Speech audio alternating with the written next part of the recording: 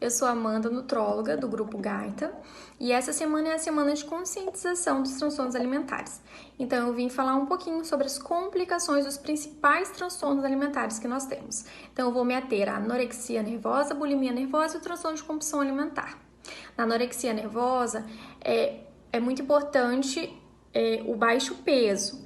Então, o paciente ele tem como complicações clínicas as complicações decorrentes de desnutrição.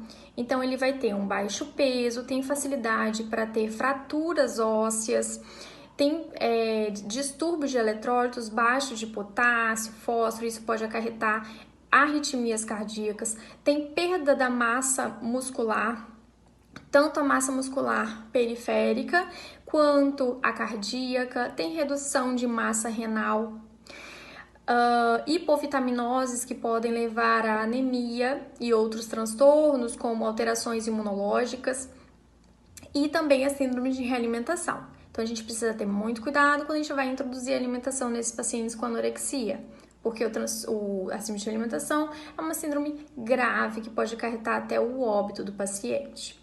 É importante lembrar que o profissional que trata do paciente com anorexia precisa estar atento como anda o tratamento ambulatorial desse paciente, porque muitas vezes esses pacientes precisam de internação hospitalar.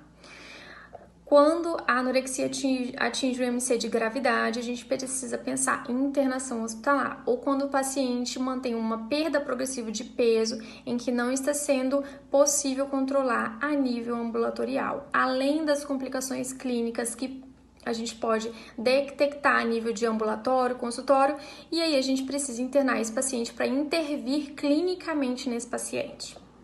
Os pacientes com bulimia nervosa, que são os pacientes que têm episódios de compulsão seguidos de métodos compensatórios ou métodos purgativos, a gente tem que estar atento tanto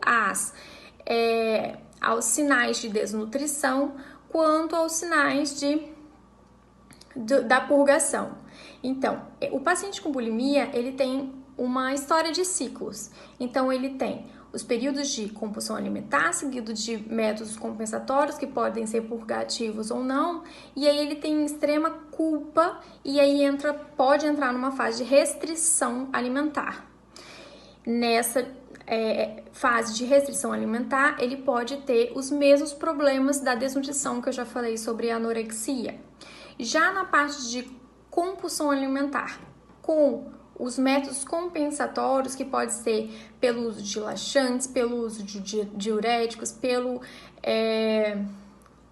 indução dos vômitos, pelo excesso de atividade física, pelo excesso de medicações para emagrecer, intoxicações. Então, os pacientes podem ter, consequências decorrentes desses métodos. No vômito, eu vou ter desgaste dentário, posso ter lesão de esôfago, sangramentos, uso de laxantes, eu posso ter sangramentos, e aí, consequentemente, eu vou ter perda de algumas vitaminas durante esses sangramentos, posso ter anemia, posso ter distúrbio de potássio no sangue, distúrbio ácido básico, e isso pode necessitar de intervenção clínica. No transtorno de compulsão alimentar, como está ligado aos excessos, então o paciente tem episódios de compulsão alimentar, e não tem um método compensatório, o grande agravante, a grande complicação clínica é o sobrepeso e a obesidade.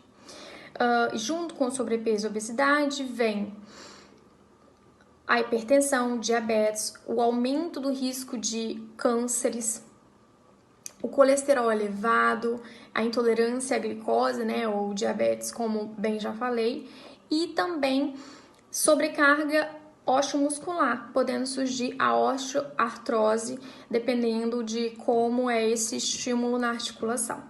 Então, essas são as complicações clínicas, brevemente falando. Existe muito estudo, existe muita fisiopatologia por trás disso tudo, mas eu vim aqui para dizer que existem as complicações clínicas e que, por isso, a equipe multiprofissional é importante.